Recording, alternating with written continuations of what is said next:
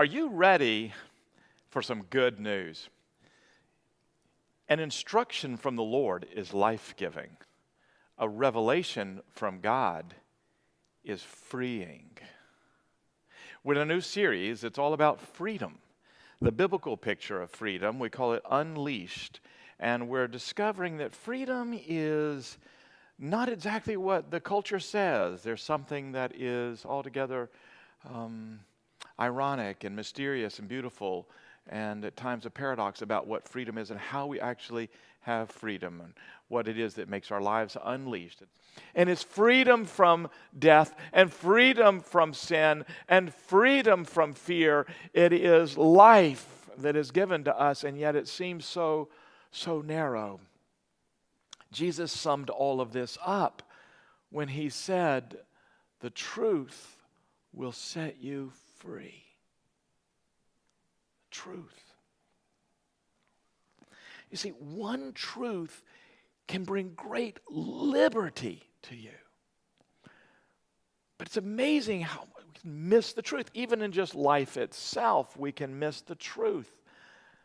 So it wasn't until the middle of the 19th century, around the 1850s or so, that we even began to have any idea that germs exist. And there was a Hungarian physician who noticed how many of the mothers who gave birth were dying when the physicians who were delivering those babies were the ones who had just been doing autopsies in the other room, and they didn't wash their hands. He didn't fully understand it, but he said that if the physicians washed their hands, he noticed that so far few of the new mothers were dying. 18% of them were dying. And they said, wash your hands, and only 2% died of infection afterwards. And you know what happened with the medical community was initially they were like, well, there's nothing to this. They rejected it. It's very similar. It wasn't until the 1980s that there was any theory that ulcers were caused by bacteria. Until there was a Western Australian gastroenterologist who was so insistent that most of the ulcers are not caused by simply stress and spicy food, but is bacteria. They couldn't get anybody to believe him. He actually swallowed thousands of millions of bacteria from a petri dish to infect his own gut so that then he could treat it with bacteria and prove to everybody. And later he was given a Nobel Peace Prize.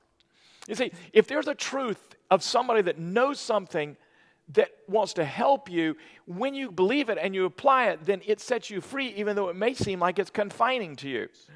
You know, some of those Hebrew families have been through difficult times.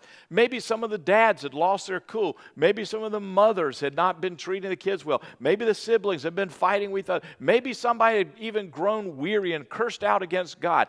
But it didn't matter as long as there was the blood of the Lamb over their door, because the Passover story proves to us that nothing but the blood can save you. But it also proves that no amount of their own righteousness was necessary, because it wasn't about them. So to say nothing but the blood of the Lamb can save you is to say that there's nothing in addition to the blood of the Lamb that is needed to save you, which is to say the revelation of the gospel is freedom, because it is the announcement that God has loved you so much that He has come and put His own life in the person of His Son Jesus in your place.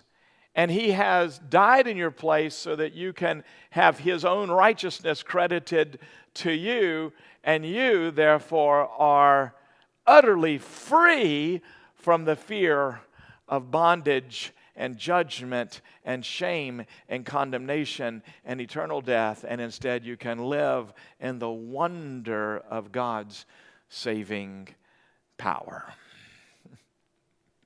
I don't know what it is. Men just have a hard time taking instructions, and especially, I think, from their wives. No matter how much I try, I still kind of hear wah, wah, wah, wah, wah.